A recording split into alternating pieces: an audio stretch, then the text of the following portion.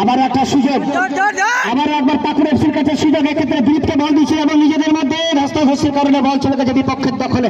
আর বিপক্ষ মানেই এবং ফ্ল্যাগ গোজ আপ, উজ্জ্বল ফ্ল্যাগটিকে তুলে জানিয়ে দিচ্ছেন অফসাইডের বিধি ভঙ্গ করেছে।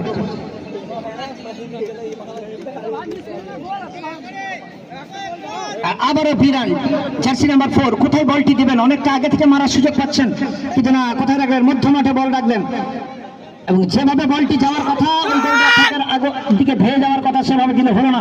বনিপাস বলবো তিনি কিন্তু বলটিকে নিজের দখলে নিয়েছেন, সময় দেখে নিচ্ছেন কিভাবে কতটুকু কি করে নেওয়া যায় এবং সেটুকু গোলরক্ষকরা করে থাকে। এক্ষেত্রে দিলীপ বলটিকে বাঁচিয়েছিলেন, কিন্তু না, বলটি দখলে রাখতে পারলেন না।